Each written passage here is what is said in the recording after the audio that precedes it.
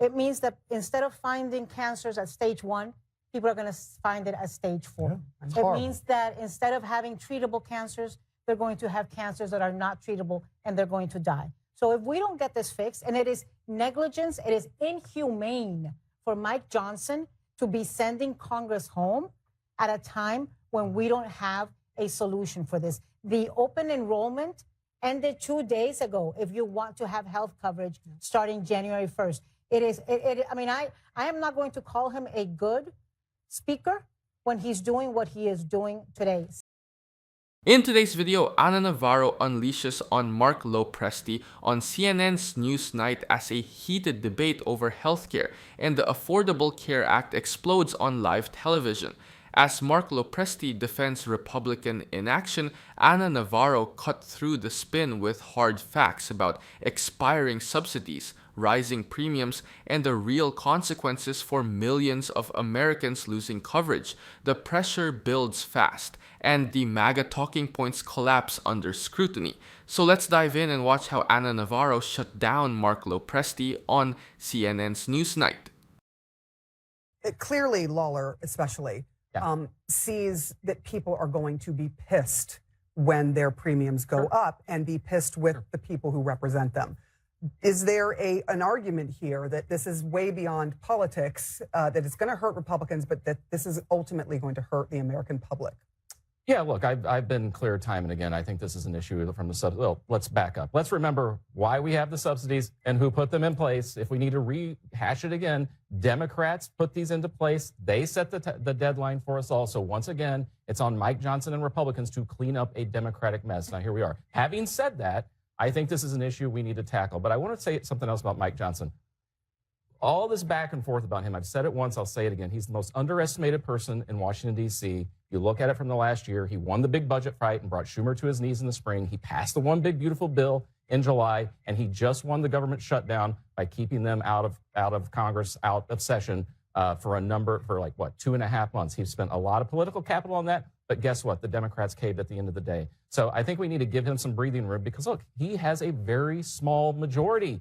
And he has to tangle with a lot of different people. Now, what he usually does is he gives his members room to breathe and air their grievances. On this one in particular, though, I do believe Republicans are going to have to come out and figure out a way to address the subsidy issue one way or the other, even though it is a massive, massive giveaway to insurance companies. This 3-year package that these guys signed on to today, massive giveaway to the insurance companies. And I'm not sure why Republicans would support it. Go ahead. I don't disagree with you in terms of Mike Johnson and the way he can navigate. I don't think he is a terrible speaker. I don't agree with how he navigates, but he does navigate. I think that there's a couple things that Republicans are reading this. They're like, Obamacare is terrible. Obamacare is terrible. When you talk to voters and you ask them, take the Affordable Care Act away, they do not want it. Sure, improve it, but do not touch. When they realize Obamacare is the Affordable Care Act, they're like, leave it alone. When you talk to voters and you realize that their premiums are going to go up, their health insurance go up, they say, fix the problem. It can be fixed. This is going to be a really hard sell. And the reason why those 4 people on that screen that you showed broke with Republicans, because there is a midterm election, and they are in Pennsylvania, and they are not going to be able to gerrymander their seats into safety. Mike Lawler's seat is a new seat that was created with New York maps. He is not safe. That is a contested seat. And so he's mad. Yes, I'm sure he cares about the American people having affordable health care, but he's also pissed because he does not want to lose his seat, and this can make him lose it. I would just say that I don't think Mike Johnson is a terrible speaker when it comes to managing this very small majority. He is a terrible speaker when it comes to being Speaker of the House as a constitutional officer standing up to the President of the United States. One of the reasons he was able to keep the Congress out for so long is Trump doesn't want the Congress to do much. He wants to run the entire show. And he has surrendered the constitutional authority of and Thune have surrendered the constitutional authority of Congress. No president has tried to claim as much power without congressional involvement as Donald Trump. And Johnson has let him do that. Would Pelosi have done that? Would Sam Rayburn have done that? Would Henry Clay have done that? No. They knew they were Article 1 and stood up to the president. He doesn't. And that's one of the reasons he's in the place he's in. Ashley, Allison, and Terry Moran are zeroing in on something Republicans keep trying to dodge. Healthcare policy doesn't exist in a vacuum, and when coverage costs spike, real people pay the price. Independent analyses from the Congressional Budget Office showed that expiring Affordable Care Act subsidies would raise premiums by hundreds or even thousands of dollars per year for middle-class families, pushing millions to drop coverage altogether. That isn't a messaging problem. It's a concrete harm that hits household budgets immediately and predictably. What often gets ignored is that the Affordable Care Act isn't unpopular in practice. Kaiser Family Foundation polling consistently finds the law at or above majority approval, especially once voters understand it, protects people with pre-existing conditions, limits out-of-pocket costs, and expands access to preventive care. Republicans have spent more than a decade running against the ACA, yet they have never produced a viable alternative that preserves those protections. That policy vacuum is why lawmakers in swing districts are uneasy, not partisan pressure, but direct voter backlash tied to rising costs. Terry Moran's criticism of congressional leadership also aligns with constitutional reality. Article 1 gives Congress authority over spending and legislation, yet leaders increasingly delay decisions, manufacture deadlines, and shift responsibility. Allowing subsidies to expire isn't inevitable, it's a political choice. Ashley Allison's point about elections isn't cynical, it's empirical. Representatives in competitive districts respond fastest to economic pain because voters there can actually replace them. When premiums rise, voters don't blame abstractions, they blame incumbents in office. Pelosi's been too busy making herself, hundreds of millions of dollars trading on inside information. Come on. Let me just ask you why we talk about all the time. Republicans always say, "Look, this is the Democrats' mess that they made." That is a fact. That is not debatable. This is Obamacare is them. A lot of people have issues with it on both sides of the aisle. That is true. But I guess the question is then, what is the Republican plan that you have had, I don't know how many decades, to come forward with to say, here is our robust plan. This is how it's going to work for you, my citizens. Well, Sarah, I wasn't prepared to address decades, so I'm just going to, I didn't have that on my bingo card for tonight, even though I'm a Wall Street bowler, as you've advertised. I think the reality of it is, and this is part of what the president was addressing directly today, is that we have some systemic failures. We have some systemic inequities in our healthcare system that favor the insurance companies, that make the way the system works a cash grab, as you said, for the insurance companies. Companies should not be able to overcharge by thousands of percent consumers when it comes to prescription medication. We should not be reliant on China for 90% of the raw material that go into the medication that we need and use, and that became painfully clear during the COVID pandemic. And that's what the president's trying to say. It's not just about coming up with an alternative to the ACA, and we need one. That's why there's so much on both sides, right? But we have to fix the system too. But you where can't is just Band-Aid it. Well, the House passed a package just earlier this evening. I mean, the House did address the ACA and made some reforms this afternoon. They're not paying for the subsidies, so that goes away. I got it. I'm with you. Let's be real. The Republicans have been bitching about this for as long as I can remember, and there is no real plan. There's not even concepts of a plan. But here's the thing. If you are one of the Americans that is on the ACA, one of the Americans that maybe has a pre-existing condition that's only covered because of the ACA, and you see your premiums skyrocket 100, 200%, and you don't know what subsidies you're going to get, you really don't give a damn whether it's a Republican problem or a Democratic problem. You want it to be fixed. And let me tell you what's going to happen, because I have been talking to people who have told me they're going to go naked. They're not going to have health insurance because they can't afford it. And this strikes home to you, strikes home to me, because we've suffered with cancer, our families. It means that instead of finding cancers at stage 1, people are going to find it at stage 4.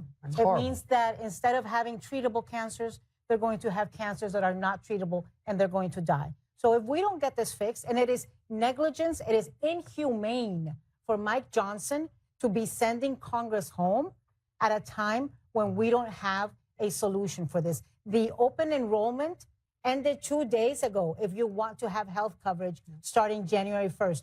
I mean, I am not going to call him a good speaker when he's doing what he is doing today, sending Congress home when there is such a crisis for this nation that remains unsolved. Ana Navarro's position is backed by a reality Republicans rarely confront. Healthcare failures don't stay abstract for voters. They show up as skipped prescriptions, delayed diagnoses, and people quietly dropping coverage. Independent data from the Congressional Budget Office shows that losing ACA subsidies would push millions of Americans out of insurance, not because they're irresponsible, but because premiums become mathematically impossible to afford. That's not ideology, it's arithmetic. Mark Lopresti talks about systemic failures, but that argument actually reinforces Anna's point. If the system is broken, then repealing protections without a replacement isn't reform, it's abdication. Republicans have controlled Congress, the White House, or both at various points over the last decade, yet no comprehensive alternative has materialized. Courts have already struck down piecemeal efforts that failed to preserve coverage guarantees, especially for pre-existing conditions. What gets lost in partisan blame games is that healthcare instability directly worsens outcomes. Studies published in Health Affairs consistently show uninsured patients are diagnosed later and die sooner from preventable diseases. That's not a theoretical risk. When people go naked without insurance, emergency rooms become their only option, raising costs for everyone. Claims that subsidies prove Obamacare failed ignore how modern healthcare systems actually work. Nearly every developed country subsidizes coverage because healthcare markets don't behave like normal consumer markets. The US already subsidizes employer plans through tax exclusions, yet no one calls that socialism. Ana Navarro isn't defending perfection. She's defending continuity while reforms are debated. Sending Congress home while premiums rise isn't leadership, it's negligence. When the harm is predictable, delay becomes a choice, and that choice has consequences measured in lives, not talking points. The subsidies are a crisis for the nation? I mean, if Obamacare was doing wonders, we wouldn't have needed subsidies in the first place. That tells you how bad Obamacare is. Not a crisis. I would just say that President The Trump's premium credibility on going up this. and there are no subsidies is a crisis for the Why nation. is President Trump's credibility on Terry, this go is ahead. very, very bad. Jim McGovern, the congressman from Massachusetts, stood up on the House floor today and he read all the times that President Trump said, we will have a plan soon, pretty soon, within the next 2 weeks, within the next 4 weeks, by Sunday, within the next month. And there were a dozen. It took him 3 or 4 minutes to get through all the times President Trump has said, we have a plan, it's going to be amazing, and I'm announcing it at the end of the week. I'm announcing it next Sunday. He's a flim-flammer on this issue. He doesn't care about it, apparently, to get anything together. And the Republicans don't have a coordinated strategy on one of the most important issues in American life. Obamacare became the law in, 2011, 2014. It is 2025. It has been 11 years. Where is the plan if Obamacare is so bad? Republicans have voted on it 63 some odd times and without any counter, and it's failed because why? Actually, Obamacare is better than what it was before. I also think, to your point about catching cancer at stage 1, I've been sitting at this table before where they say emergency rooms are flooded with people who don't believe. You know what an emergency room looks like when people don't have a primary care physician to go to when they have a cold to get a prescription and they have to go to the ER? How hard it is for nurses, for doctors to actually give quality of care when they're already overtaxed, overrun, and then the bill you get when you leave the emergency room. My mom was in the hospital and her roommate was a Trump voter, and he wanted his wife had a stroke. And he wanted his wife to leave the hospital and they were on Medicaid because of how much the hospital was going to charge before Medicaid even kicked in. These are Ohio voters. This is Trump country. This is a crisis. Let me be clear. Beyond Obamacare. None of that's okay. None of that's okay. I'm not cold-hearted. I'm not without empathy. And what the president was trying to say today, instead of fixing the symptoms, right? Instead of trying to patch it up here with a patchwork of ACA or some form of ACA, let's fix the systemic problems with our healthcare system that incentivize the corporations to not find a cure for these terrible diseases, to prolong how long you're in the hospital, to give you this patchwork system of healthcare that does not make sense, that lets the insurance companies and the drug companies to rape and pillage. That's what the president was addressing today. Let's fix the root of the problem, not just the symptoms. Okay, hold on. Hold on. 2 days ago. We're going to stop this here, but he has had something around a decade to try and come up with You a told me plan. no decade. Terry Moran and Ashley Allison are grounding this debate in lived reality rather than ideological talking points, and the data backs them up. When ACA subsidies lapse, the Congressional Budget Office estimates millions lose coverage and average premiums jump sharply, especially for older adults and rural residents. Those costs don't disappear. They show up in emergency rooms, unpaid bills, and delayed diagnoses that strain hospitals already operating on thin margins. Mark Lopresti's argument about fixing root causes sounds appealing, but it ignores how long structural reform actually takes. Pharmaceutical pricing reform, supply chain reshoring, and payment model overhauls require years of legislation, rulemaking, and court fights. In the meantime, coverage gaps create immediate harm. Health economists consistently note that insurance continuity is one of the strongest predictors of early cancer detection and chronic disease management. There's also a constitutional dimension Terry Moran points toward. Congress controls spending and deadlines. Letting subsidies expire isn't an accident of the system, it's a policy choice. Previous bipartisan extensions prove action is possible when leadership prioritizes outcomes over messaging. Ashley Allison's emphasis on everyday voters reflects electoral reality, not cynicism. Swing state data shows healthcare costs rank alongside inflation as a top concern, cutting across party lines. Republican and Democratic governors alike have expanded Medicaid because the math works and voters demand it. Emergency room overcrowding is another overlooked cost. Studies from the American Hospital Association show uninsured patients rely on ERs for primary care, driving up wait times and expenses for everyone nationwide. Pause. Are you getting tired of getting half the story from biased news sources? One outlet says one thing and another says the complete opposite.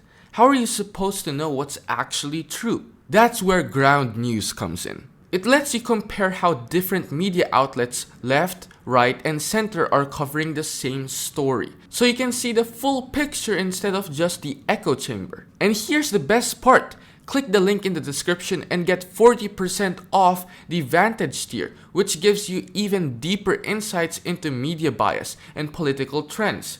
Stay informed, think for yourself, and check out Ground News in the description down below.